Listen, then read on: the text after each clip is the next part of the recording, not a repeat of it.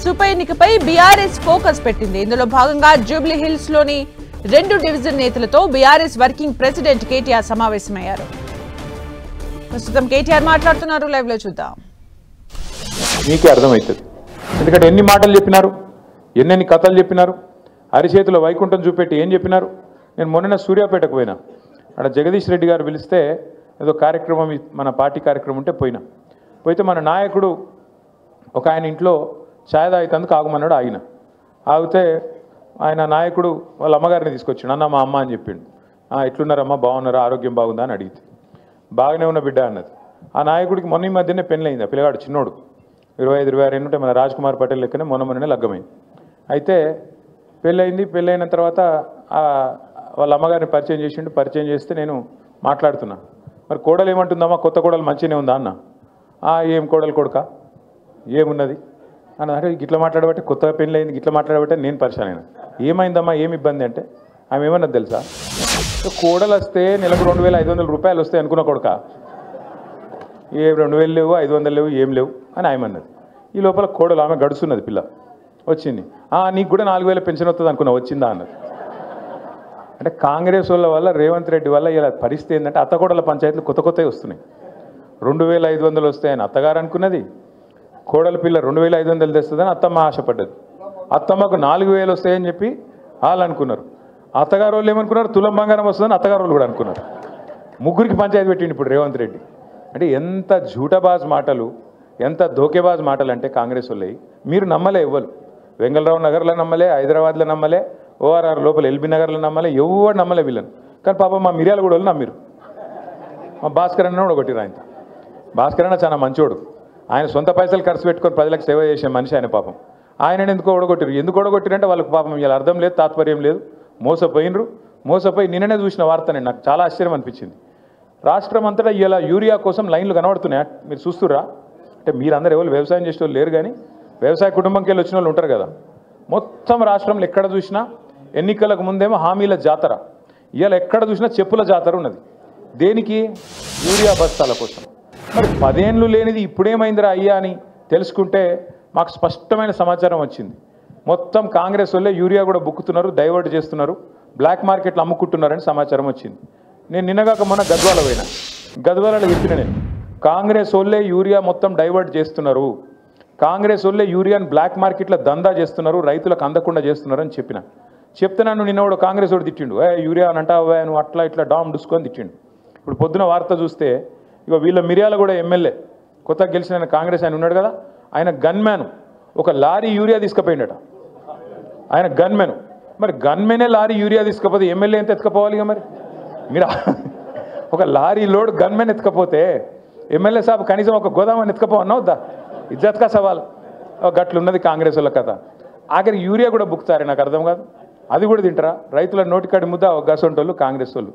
ఇక వాళ్ళు చెప్పిన అబద్ధాలు ఇని ఇప్పుడు వస్తారు మళ్ళీ గంగలరావు నగర్కి, తుమ్మల నాగేశ్వరరావు వస్తారు, పెద్ద మనిషి మంత్రి కాబట్టి ఆయన కొద్దిగా వజూదు ఉంటుంది, ఏమని చెప్తే మన వజన్ ఉంటుందేమో అని మనం అనుకుంటాం. వచ్చి చెప్తాడు, అమ్మ మీకు తులం బంగారం ఇస్తా అంటాడు. ఈరోజు నేను చెప్తున్నా, రాసి పెట్టుకొని తులం బంగారం కాదు, వీళ్ళు మీ మెడల పుస్తలతాడు గుంజుకోకపోతే వాళ్ళే గొప్పోళ్ళు. పచ్చి లంగాలు కాంగ్రెస్ వాళ్ళు.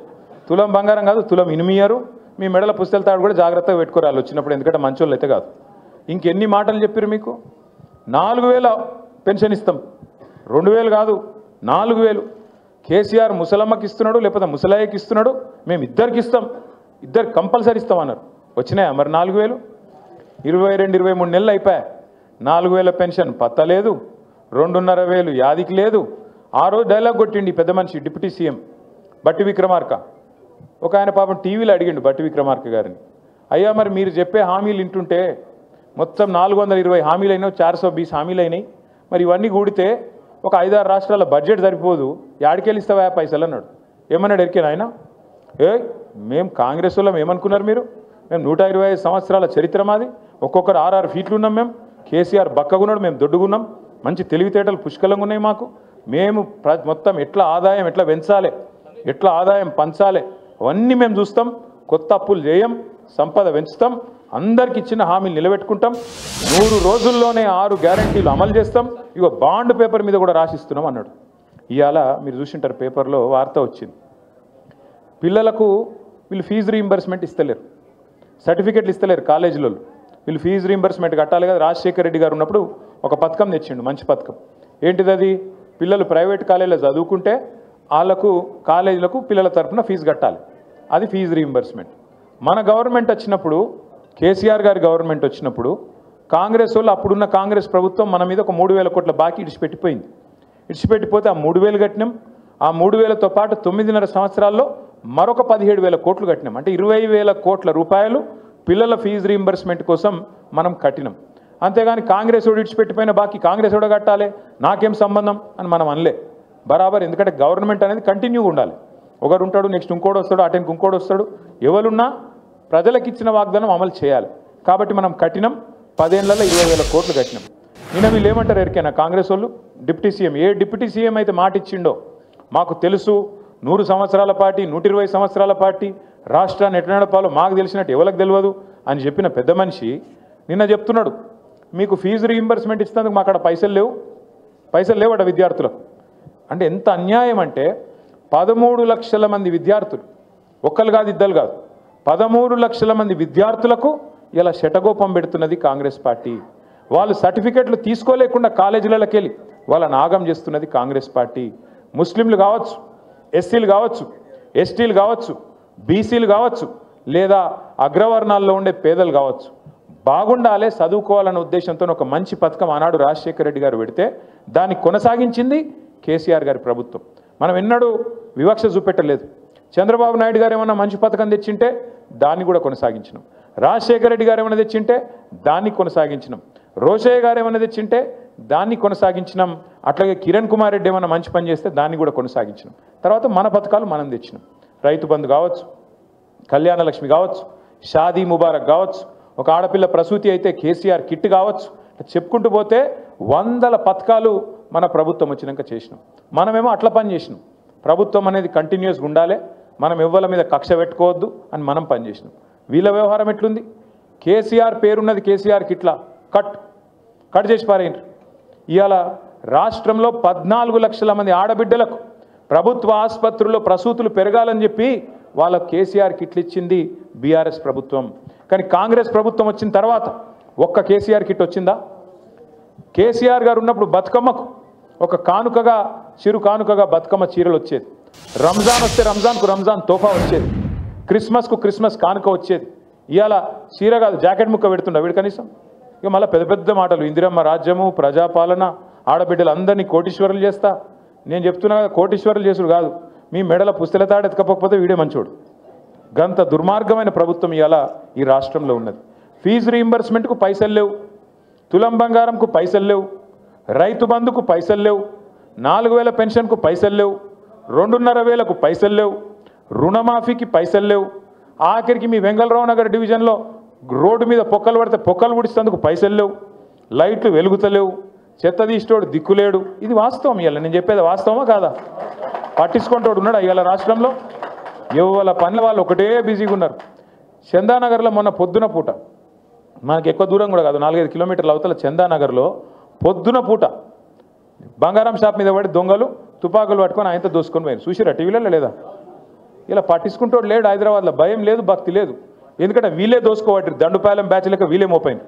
ఇక వాళ్ళకు ఇంకోటి దొంగ ఎందుకు భయపడతారు? చిన్న దొంగ పెద్ద దొంగ, చిన్న దొంగలు పెద్ద దొంగకు భయపడతారా? అందుకే ఇవాళ డే లైట్ మర్డర్స్ అవుతున్నాయి. క్రైమ్ రేట్ 41% పెరిగింది. సీసీ కెమెరాలు పనిచేస్తలేవు. ఆఖరికి గల్లీలో పెట్టిన లైట్లు పనిచేస్తలేవు, బుగ్గలు పనిచేస్తలేవు. కింద పొక్కలు పడితే పొక్కలు ఊడ్చేటోడు కూడా లేడు, పట్టించుకున్నోడు లేడు. వీళ్ళట జూబ్లీ హిల్స్లో మాగంటి గోపీనాథ్ ఆశయాలు మేము కొనసాగిస్తాం, మేము ఇది చేస్తాం, అది చేస్తాం అన్న చెప్పింది, సుధీరన్న చెప్పింది కరెక్ట్. రేపు తెల్లారి ఎలక్షన్ అయిపోయిన తెల్లారి నవంబర్ మాసం తర్వాత ఇవాళ మీ ఇండ్ల చుట్టూ తిరుగుతున్న ఈ కాంగ్రెస్ నాయకులు ఒక్కడంటే ఒక్కడు మళ్ళీ అడ్రస్ కూడా లేకుండా వారిపోతారు, ఫోన్ నెంబర్లు కూడా మార్చుకుంటారు. ఇది జరగకపోతే నన్ను పట్టుకోవాలని చెప్పి నేను కోరుతా ఉన్నా. ఒక్క మనిషి కూడా మళ్ళీ కనబడాడు. మళ్ళా చివరికి మిగిలేది గిదే గులాబీ కండువా, గిదే గులాబీ దండు, గిదే టీఆర్ఎస్ సైన్యం, కేసీఆర్ సైన్యం, కేసీఆర్ బలగం తప్ప ఎవరు కూడా మిగిలరు, కనబడరు. మళ్ళా హైదరాబాద్ ప్రజలతోని మళ్ళా కలిసిమెలిసి ఉండేది, మళ్ళా కొట్లాడేది, సమస్యల పరిష్కారానికి ముంగట పడేది మన పార్టీ తప్ప వాళ్ళతో కాదు. ఒకటి యాద్ చేసుకోండి, 2014లో రాష్ట్రం వచ్చింది. అప్పుడు వెంగళరావు నగర్ డివిజన్లో, మధురా నగర్లో, అట్లాగే మీ దగ్గర ఉండే ఇంకా ఇతర బస్తీలలో, రేమత్ నగర్లో, ఇంకా జవహర్ నగర్, యాదగిరి నగర్ అంతటా కూడా ఆ రోజుల్లో కొన్ని అనుమానాలు ఉండే. ఏమవుతుందో, రాష్ట్రం కొత్తగా వచ్చింది, మన పంచాయతీలు పెడతారా వీళ్ళు, ఆంధ్ర తెలంగాణ పంచాయతీలు అయితాయా, ఇంకోటి ఏమన్నా అవుతుందా, తెల్లారులేస్తే గుద్దుకునుడు తన్నుకునుడు ఉంటుందా, ఇవన్నీ అనుమానాలు ఉండే. కానీ ఏమన్నా అయిందా ఎక్కడన్నా? ఎవరినన్నా కనీసం గొడవలు, పంచాయతీలు, గుద్దుకునుడు తన్నుకుండు కాదు, కనీసం ఒకరినొకరు ఎవరైనా గిచ్చుకున్నారా? కనీసం 10 ఏళ్ళు ఎంత భద్రంగా ఉండే తెలంగాణ, 10 ఏళ్ళు హైదరాబాద్ ఎంత సురక్షితంగా ఉండే కేసీఆర్ గారి నాయకత్వంలో, అదే ఇవాళ ఎట్లయింది? లైట్లు పనిచేయాయి, బుగ్గలు పనిచేయాయి, పొక్కలు ఊడిస్టోడు లేడు, డే లైట్ మర్డర్స్ అవుతాయి, డే లైట్ల జ్యువెలరీ షాప్ల మీద వాడు దోసుకుంటారు, ఆడపిల్లల మీద అత్యాచారాలు పెరుగుతాయి. మొత్తం 41% క్రైమ్ రేట్ హైదరాబాద్లో పెరిగింది. నిన్న మీరు వార్తలు చూడండి, ఇవాళ పేపర్లలో 3 కొట్టుకపోయిన వర్షాలలో, 3 కొట్టుకపోయిన వర్షంలో. అంటే నేను ఎందుకు చెప్తున్నా ఇదంతా అంటే, పట్టించుకునేటోడు లేడు హైదరాబాద్ని. ఇవాళ ఒక మంత్రి లేడు, ఒక ఎమ్మెల్యే లేడు అని కనీసం అడిగేటోడు కూడా లేడు హైదరాబాద్లో. అటువంటి పరిస్థితి ఈ కాంగ్రెస్ ప్రభుత్వంలో ఉన్నది. జిమ్మెదారు గల ప్రభుత్వం అయితే, నిజంగా బాధ్యత గల ప్రభుత్వం అయితే, ఇట్లాంటి వర్షాలు పడుతున్నప్పుడు సీరియస్గా పెద్ద ఎత్తున ఇబ్బందులు ఉన్నప్పుడు ప్రజలకు ఒక 3 మంత్రులను జూబ్లీహిల్స్ ఎలక్షన్లో పెట్టుడు కాదు, 3 మంత్రులను హైదరాబాద్ మొత్తంలో పెట్టి ఎక్కడ సమస్య ఉంటే అక్కడ పోయి పరిష్కారం చేస్తే ఒక గది ప్రభుత్వం అవుతుంది.